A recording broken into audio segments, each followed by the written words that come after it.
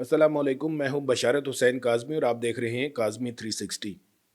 आज की ये खबर बहीरा अरब की पूरी जंगी हिकमत अमली को खिला कर रख देने वाली दास्तान है। हम बात कर रहे हैं पाकिस्तान के नए air launched cruise missile Taimur की। अब आप सोच रहे होंगे कि ये कौन सा नया मिसाइल आ गया और इससे क्या फ़र्क पड़ता है। तो जनाब, फ़र्क इतना पड़ता है कि समंदर में तैरते हुए कई अरब डॉलर के जंगी बेड़े, जिनका डूबना तकरीबन नामुमकिन समझा जाता था, अब इनकी नींदें हराम हो गई हैं।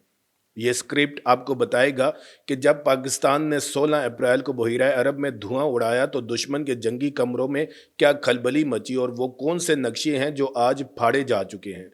तो वीडियो को आखिर तक ज़रूर देखें, क्योंकि आखिर में मैं आपको एक ऐसा जाविया बताने वाला हूं जिसने भारतीय बहरिया की सबसे बड़ी कमज़ोरी को पूरी दुनिया के सामने अयां कर दिया।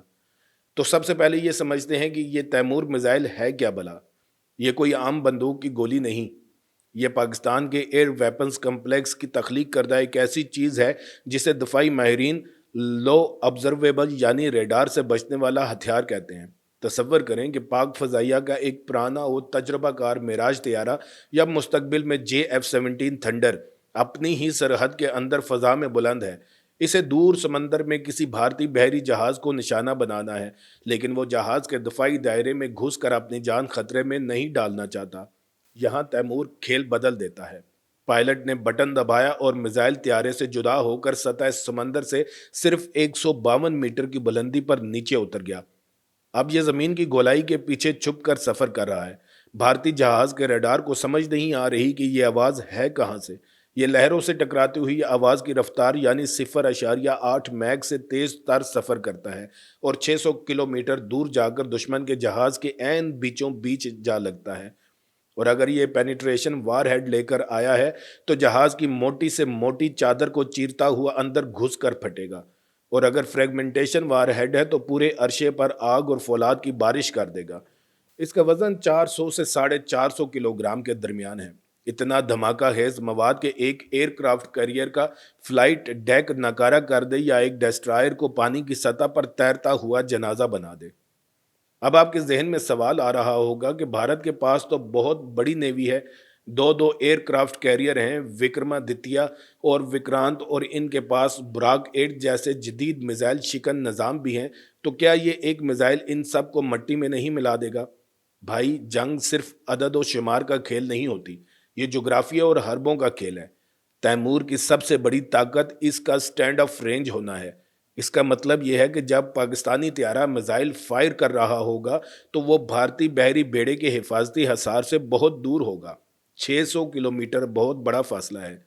ये फासला भारतीय नेवी के लिए दर्द-ए-सर इसलिए है क्योंकि इनका त्यारा बरदार जहाज जितना आगे बढ़कर कराची या गवादर की नाकाबंदी करने की कोशिश करेगा, वो उतना ही इस मिसाइल की रेंज में आता जाएगा।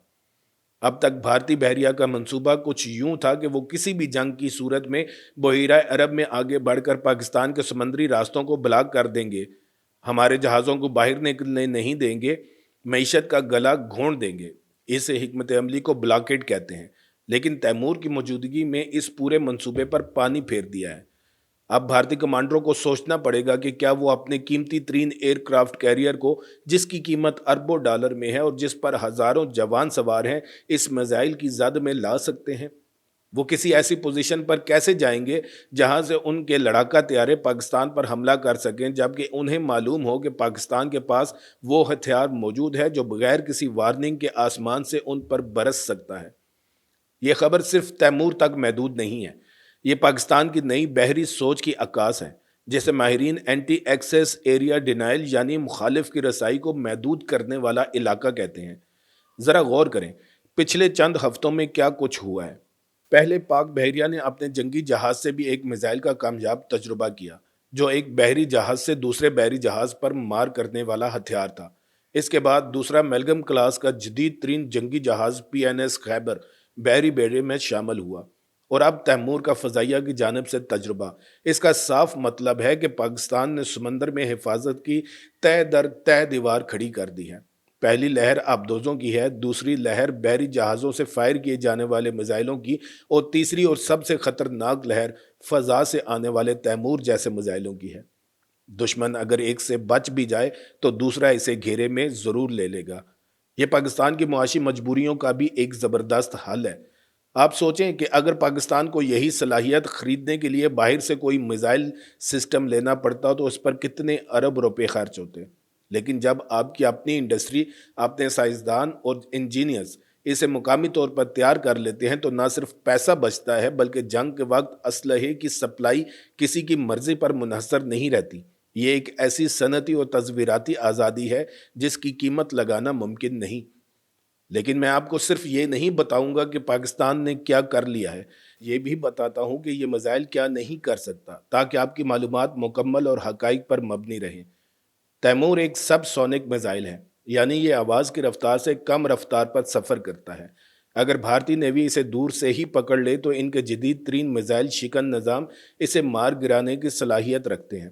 لیکن یہاں وہی اگر اور مگر کا کھیل شروع ہو جاتا ہے جو جنگ کو پیچیدہ بنا دیتا ہے۔ اگر بھارتی ریڈار نے اسے نہ پکڑا کیونکہ یہ لہروں کے نیچے چھپا ہوا تھا تو، اگر بھارتی جہاز کی کمپیوٹر میموری فل تھی اور اس نے اتنے کم بلندی پر آنے والے خطرے کو اگنور کر دیا تو، اور اگر پاکستان نے صرف ایک نہیں بلکہ 5 تیمور ایک ساتھ مختلف اونچائیوں اور زاویوں سے داغ دیے تو، یہ وہ سوالات ہیں جو بھارتی بحریہ کے اسٹریٹجک پلانرز کو راتوں کو سونے نہیں دیں گے۔ اس پوری صورتحال کا سب سے دلچسپ اور اہم پہلو وہ ہے جسے نیوکلیئر شیڈو یعنی جوہری ہتھیاروں کا سایہ کہتے ہیں۔ آپ جانتے ہیں کہ پاکستان اور بھارت دونوں ایٹمی قوتیں ہیں، اس لیے کوئی بھی بڑی جنگ شروع کرنا دونوں کے لیے خودکشی کے مترادف ہے۔ لیکن اس کا مطلب یہ نہیں کہ جنگیں ہوتی نہیں۔ ایٹمی طاقتیں چھوٹی چھوٹی محدود جنگیں لڑتی ہیں، جیسے کارگل، اور اسے کہتے ہیں سب کنونشنل آپریشنز۔ بھارت کی ایک سوچ تھی جسے کولڈ سٹارٹ کہا جاتا ہے، یعنی اچانک اور تیز روایتی حملہ کر کے کچھ علاقہ قبضہ کر لیا جائے اور پھر پاکستان کے پاس جوہری ہتھیار استعمال کرنے کے علاوہ کوئی چارہ ہی نہ رہے۔ تیمور جیسے میزائل اس سوچ کو زبردست جواب دیتے ہیں۔ اس کی موجودگی کا مطلب ہے کہ پاکستان بھارت کو جواب دینے کے لیے فوراً ایٹم بم پر ہاتھ نہیں رکھے گا، بلکہ پہلے اس کے بحری بیڑے کو تباہ کرے گا جو میلوں دور سمندر میں ہے۔ اس سے بھارت کے پاس لڑائی کو محدود رکھنے کی گنجائش کم ہو جاتی ہے اور اس کا نقصان بہت زیادہ ہو جاتا ہے۔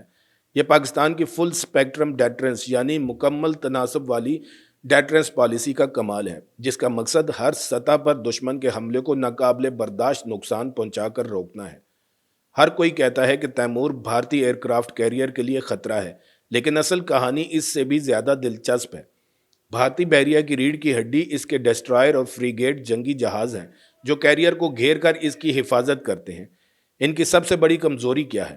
ان کا لاجسٹک سپورٹ شپس یعنی سامان اور ایندھن پہنچانے والے بحری جہاز۔ جنگ میں ایئر کرافٹ کیریئر صرف چند دن لڑ سکتا ہے اگر اسے ایندھن، کھانا اور گولہ بارود نہ ملے۔ بھارتی بیڑے کو جب بھی پاکستان کے قریب آپریشن کرنا ہوتا ہے وہ اپنے ساتھ بڑے بڑے آئل ٹینکر جیسے بحری جہاز رکھتے ہیں جو جہازوں میں ایندھن بھرتے ہیں۔ یہ جہاز نہ تو اتنی تیزی سے بھاگ سکتے ہیں اور نہ ہی ان کے پاس اتنے طاقتور میزائل شکن ہتھیار ہوتے ہیں۔ تیمور کی 600 کلومیٹر رینج اسے یہ صلاحیت دیتی ہے کہ وہ صرف کیریئر کو نہیں بلکہ ان کے پیچھے قطار میں چلنے والے کمزور لاجسٹک بحری جہازوں کو بھی نشانہ بنا سکتا ہے، اور اگر یہ جہاز ڈوب گئے تو سمجھیں کہ بھارتی نیوی کا پورا بیڑا بھوکا اور بے بس ہو کر وہیں سمندر میں رک جائے گا۔ یہ حکمت عملی کی وہ گہرائی ہے جسے بہت کم لوگ سمجھتے ہیں۔ پاکستان نے تلوار کی دھار نہیں بلکہ اس بازو کو کاٹنے کا ہنر سیکھا ہے جو تلوار کو پکڑے ہوئے ہیں۔ اور ذرا اس کے سیاسی اثرات پر بھی غور کریں۔ جب پاکستان کے صدر، وزیر اعظم اور آرمی چیف خود اس میزائل ٹیسٹ پر مبارکباد دیتے ہیں تو اس کا مطلب صرف یہ نہیں کہ ایک ہتھیار کام کر گیا، اس کا مطلب ہے کہ قوم کی قیادت یہ پیغام دے رہی ہے کہ ہم دفاع کے میدان میں کسی کے محتاج نہیں رہے۔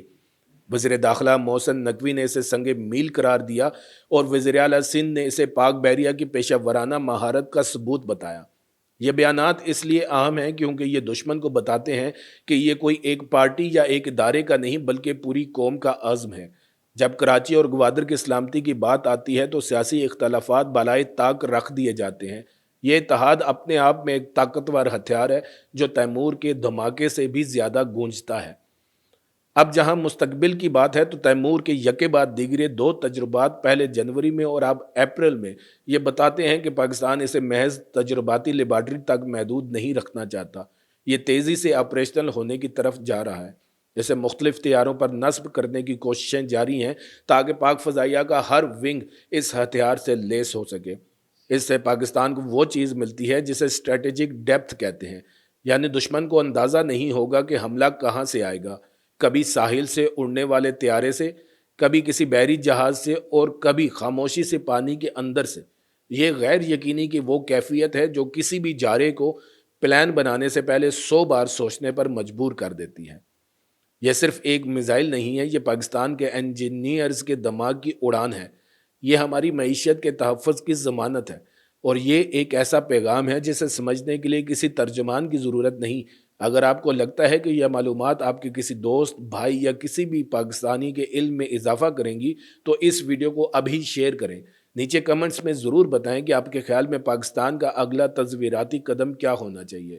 کیا ہمیں اب آبدوزوں پر بھی یہی میزائل نصب کرنے چاہیے؟ اور سب سے ضروری بات، چینل کو سبسکرائب کرنا اور بیل آئیکن دبانا مت بھولیے گا، تاکہ جب بھی پاکستان کے سرحدوں پر کوئی نئی خوشخبری آئے سب سے پہلے آپ تک پہنچے۔ ویڈیو کو آخر تک دیکھنے کا بہت شکریہ۔ پھر ملیں گے ایک نئی ویڈیو کے ساتھ۔ اللہ تعالیٰ آپ سب کا حامی و ناصر ہو۔ پاکستان زندہ باد۔